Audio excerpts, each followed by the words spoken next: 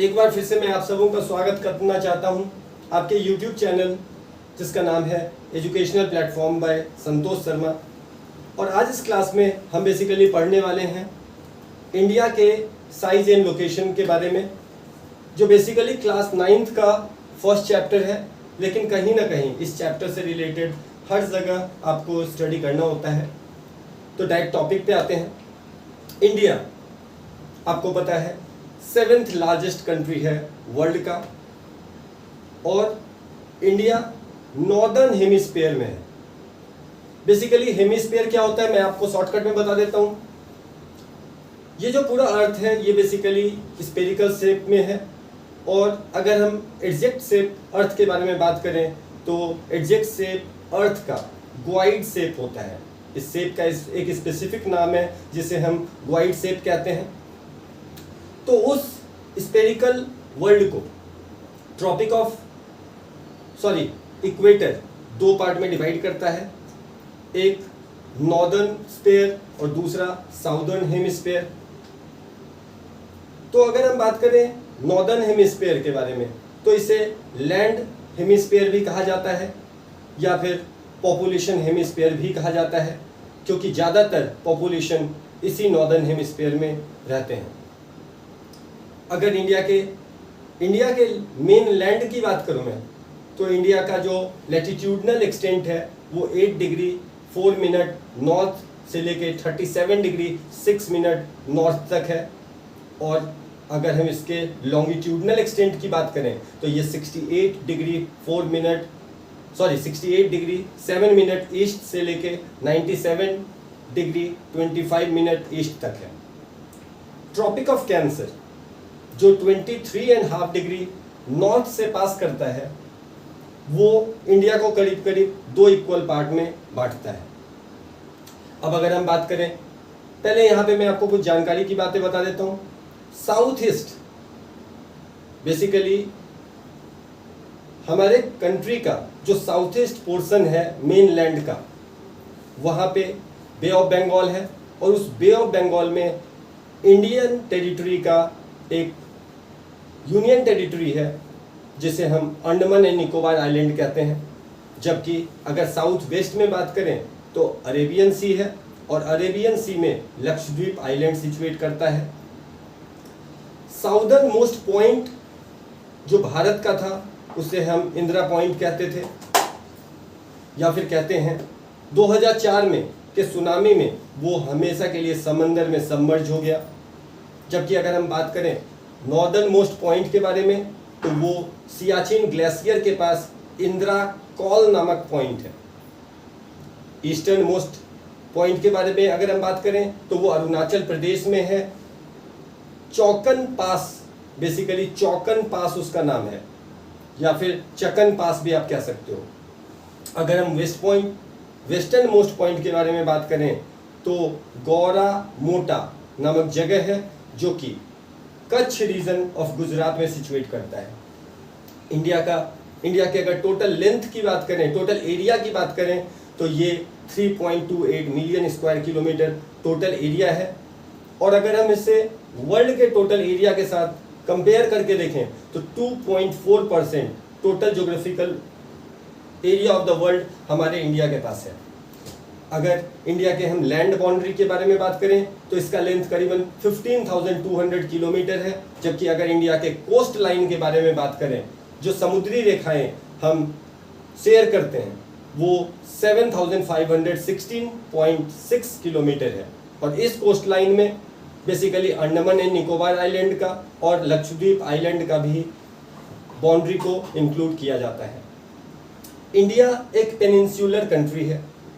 अब peninsular country क्या होता है या पेनिनसुला क्या होता है, तो हर उस एरिया को जो 3 तरफ से समंदर से जुड़ा हो उसे हम पेनिनसुला कहते हैं। तो इस कंडीशन में इंडिया एक पेनिनसुला है, क्योंकि आपको पता है अंडमान एंड निकोबार आइलैंड के पास जो बे ऑफ बंगाल है, दूसरा अरेबियन सी है, और तीसरा इंडियन ओशन है। अगर हम बात करें नॉर्थ ईस्ट में और नॉर्थ वेस्ट में तो यंग फोल्ड माउंटेन है जिसे हम हिमालयन हिमालय कहते हैं। साउथ ऑफ इंडिया करीबन 22 डिग्री नॉर्थ लैटिट्यूड के बाद इंडिया टैपर करने लगता है। डेट मीन्स आपने देखा होगा नीचे से पतला होता हुआ दिखता है और फाइनली वो समंदर में मिल जाता है। अगर हम बात करें ईस्टर्न मोस्ट स्टेट और वेस्टर्न मोस्ट स्टेट, तो इन दोनों के बीच में करीबन 30 डिग्री का डिफरेंस है और 1 डिग्री के डिफरेंस से करीबन 4 मिनट का टाइम गैप होता है। तो अगर 30 डिग्री का डिफरेंस है तो करीबन 120 मिनट्स का टाइम डिफर होगा और 2 घंटे 120 मिनट्स मीन्स 2 घंटे का टाइम डिफर एग्जैक्टली होता है। लेकिन पूरे इंडिया में किसी भी तरीके का कोई टाइम कंफ्यूजन ना हो, इसलिए हम पूरे इंडिया को एक कॉमन टाइम जोन में रखते हैं। तो वो पॉइंट जहाँ का टाइम पूरे भारत में चलता है उसे बेसिकली हम स्टैंडर्ड मेरिडियन ऑफ इंडिया कहते हैं, जो कि 82 डिग्री 30 मिनट ईस्ट से पास होता है। और ये जिस जगह से ये पास होता है वो मिर्ज़ापुर इलाहाबाद यूपी से पास होता है। उत्तर प्रदेश स्टेट, इलाहाबाद डिस्ट्रिक्ट और मिर्ज़ापुर वो पर्टिकुलर प्लेस। जबकि अगर हम बात करें इंटरनेशनल स्टैंडर्ड टाइम की, जिसे हम IST भी कहते हैं, तो वो हमसे करीबन 5.5 घंटे की दूरी पे है और वो पॉइंट जिसे आप इंटरनेशनल स्टैंडर्ड टाइम कहते हो वो ग्रीनविच से पास करता है। अगर हम बात करें इंडिया के बारे में, तो इंडिया साउथवर्ड एक्सटेंशन है एशियन कॉन्टिनेंट का। ट्रांस इंडियन ओशनिक रूट जो है वो यूरोप के कंट्रीज को कंट्रीज ऑफ ईस्ट एशिया के साथ जोड़ता है। इंडियन ओशन के बारे में अगर हम बात करें तो इंडियन ओशन के साथ इंडिया का जितना लंबा कोस्ट लाइन है उतना और किसी भी कंट्री का कोस्ट लाइन, कोई सा भी कंट्री इतना लंबा कोस्ट लाइन इंडियन ओशन के साथ शेयर नहीं करता है जितना इंडिया करता है। और इस कारण से भी इंडियन ओशन का नाम इंडिया के नाम से दिया गया है। इसके साथ साथ ये भी बताना चाहूँगा कि और किसी भी ओशन का नाम किसी भी कंट्री के नाम पे बेस नहीं किया गया है। 1869 से पहले तक जो यूरोप का डिस्टेंस था भारत से, वो जितना भी था उससे अब वो डिस्टेंस करीबन 7000 किलोमीटर घट चुका है, क्योंकि 1869 में स्वेज कैनल खोला गया था। अगर हम बात करें अपने नेबरिंग कंट्रीज की, तो पाकिस्तान और अफगानिस्तान इंडिया के नॉर्थ वेस्ट में है, जबकि म्यांमार और बांग्लादेश इंडिया के ईस्ट में है। जबकि चाइना का बेसिकली तिब्बत रीजन, नेपाल, भूटान ये हमारे नॉर्थ में है। जबकि साउथ में इंडिया के मेनलैंड से साउथ में हमारे पास 2 आइलैंड कंट्रीज हैं, एक श्रीलंका और दूसरा मालदीव्स। श्रीलंका के साथ बेसिकली हम जिस चैनल से उसे कनेक्ट करते हैं उसे पाल्क स्ट्रेट कहा जाता है, जबकि मालदीव्स से गल्फ ऑफ मन्नार से हम कनेक्ट करते हैं। इसके साथ साथ अगर हम बात करें इंडिया में एवरेज डेंसिटी ऑफ पॉपुलेशन, तो ये अराउंड 4000 प्लस है और population wise India second largest country of the world है।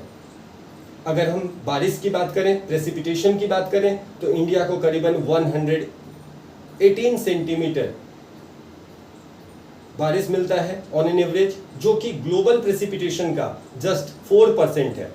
जबकि अगर हम बात करें पॉपुलेशन की, तो 17.7% ऑफ द वर्ल्ड पॉपुलेशन हमारे इंडिया में है। और इस कंडीशन से अगर आप कंपेयर करके देखें तो 17.7% ग्लोबल पॉपुलेशन के लिए बस हमें 4% प्रेसिपिटेशन मिलता है, बारिश मिलता है।